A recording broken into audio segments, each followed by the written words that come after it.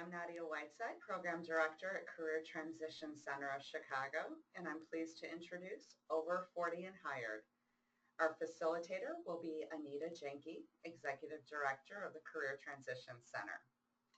Just to give you a little background on Anita, she's previously served as the First Development Director at the Women's Treatment Center in Chicago. She has over 20 years of experience in nonprofit management, workforce development, and fundraising. So at this point, I'd like to introduce Anita Jenke and Over 40 and Hired. Thank you so much for joining us today. I'm looking forward to talking with you about being a mid-career professional in the current job market. So the first thing I'd like to do is go to slide 2 and take a look at our agenda for the afternoon.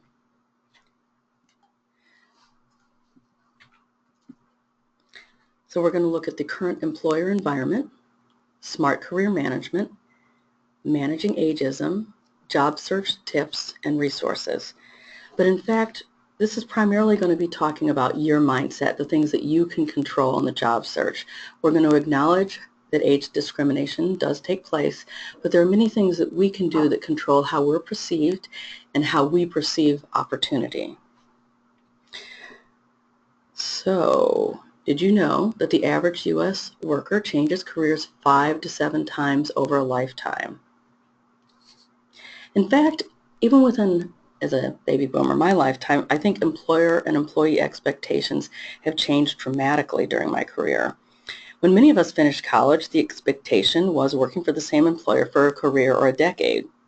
But between the recession and the advances in technology, expectations are very different. Furthermore, you often have to change companies in order to advance or to get a substantial pay increase. As a mid-career professional myself, I think it is important to acknowledge that there is ageism, but I also want to own my own mindset. It's important that we all present ourselves as tech-savvy professionals capable of working in a diverse, multi-generational workplace. It's vitally important that you use your seasoned relationship development skills to build a rapport with the young professionals who might be interviewing you or supervising you. So we're going to take some time initially to review our professional accomplishments so that we can own our own value and to go into this discussion with the self-respect for our contributions that we need for job search and to avoid defaulting to an expectation of ageism. So determining your career direction. I'd like you to look at slides 4 and 5 to consider what you want in your career and life and what you offer a prospective employer. At the midpoint in your career, these are important questions. Are you seeking better work-life balance? Are you seeking more meaningful work? Do you want to be able to explore new skills and interests? I want you to think about that because these are very important things when you're looking for your next job. You want to look at culture fit, work-life balance. So I'd like you to take some time on your own after this to pick your top 5. If you'd like copies of those worksheets, you're certainly welcome to contact us and we would be happy to give you those so that you can do this exercise on your own, or you can even print out the screenshot. If you look at slide 6, let's talk a little bit about transferable skills. The benefit of being a mid-career professional is that you have substantial industry skills, you're a subject matter expert, and you have the 10 key skills employers are seeking in new hires. Review this list and think about where you really shine. Make sure that these skills are on your resume, your LinkedIn profile, and your verbal introduction. Things like working in a team, being able to verbally communicate, problem solving, planning, organizing, prioritizing work. These are all very important things that employers are looking for. If you look at slide 7, I'd like you to take a look at this. It's a very simple value statement, also known as an elevator pitch, but this can help you begin to create your value statement. This is an example of a mid-career professional seeking to transition from corporate finance to nonprofit financial management. You'll notice that it has 4 components: how you serve, relevant experience, work pursuing, and identifying additional contacts. By creating this, you will in effect have created your own value statement, professional summary for your resume, and LinkedIn, and this can also be used in email introduction seeking informational interview. Again, you can ask us for this one and the next slide, which is blank. This is an opportunity for you. You could also print it out as a screenshot and use this to start working on your own value statement. If you look at slide 9, we're going to talk a little bit about getting your message out, about who you are and what you offer, because this is going to determine your success in job search. It's really important that you go through some self-assessment and understand your likes, your dislikes, your strengths, and your weaknesses. This is going to be important so that you look for and find that right next job. So let's look at slide 10. Let's identify some age stereotypes. Just think of some and write them down, a few that come to top of mind. A couple that I hear about regularly are things like biding my time until retirement. That's a perception people have. No longer passionate about my career. Not able to work with younger professionals. If you look at slide 11, let's just take that head on and look at those. Overqualified, overpriced. Biding the time till retirement, no longer passionate about career, not up on trends, inflexible, feel superior to younger peers, used to hierarchy and support, not self-sufficient, or the one that I think bothers people the most, not fast learners. There's a problem with stereotypes. They generalize about a group of people, yet we're all individuals with both strengths and weaknesses. So I think it's important to know the elephant in the room and to start thinking about how you can counteract that by the small talk you have in interviews and networking to dispel some of those images. Let's look at slide 12 and let's think about some of the positive age stereotypes. I would make the case that Gen X and baby boomers are in fact the healthiest generation of mid-career professionals. Come to think of it, I know of people in their 50s and 60s running marathons. Think back to your own grandparents. They went through the Depression, they didn't have access to good health care, they have more chronic conditions, and we have so much in the way of technology and medicine. We are very healthy as a generation.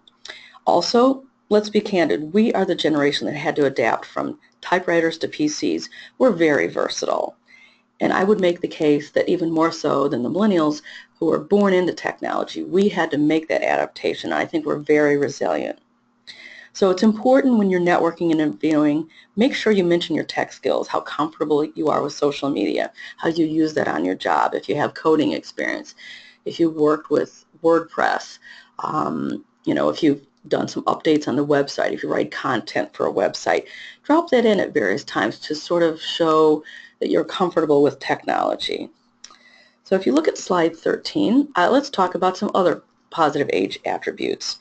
Reasoning and planning skills, stick-to-itiveness. I think our generation really has strong interpersonal relationship skills.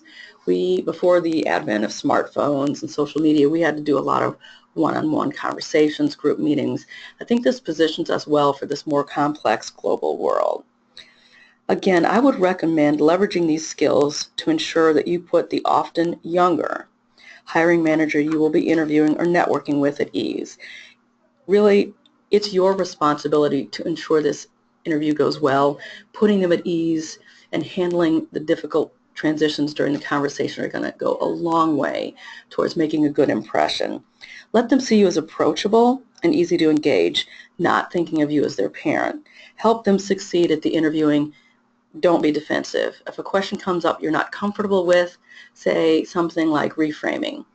I think what you're trying to ask me is blah, blah, blah, rather than assuming the negative. That would be my advice for you. Let's look at slide 14. I think you're getting this throughout, but it's very important to establish relationships with those who can refer and hire you. It's super important that you get comfortable with social media and LinkedIn. It's important that you nurture your relationship and not just activate it when you're in job search. Use informational interviews. Let's say you're thinking about a career change. You want to find out if what you think the job will be like is in fact what it's like. What's the culture like? What's day-to-day like? Talk to somebody who has that job. They can be younger, older than you, or your age, so that you get a sense of what is realistic before you begin to apply for those positions. Follow-up. I think as a generation we're pretty savvy about follow-up, but I think we should say a few words about the importance of sending a thank you email after an interview, networking, or an informational interview.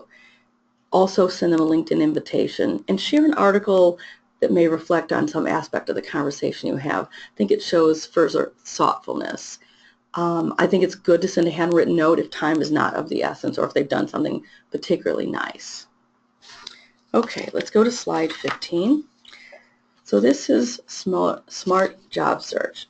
Again, it's really important that you inventory your skills, your knowledge, and your strengths. Research feasible opportunities. Develop your compelling case, which is part of what we did in the value statement, and use networking to make connections. Use LinkedIn. Look for those first, second, and third degree connections.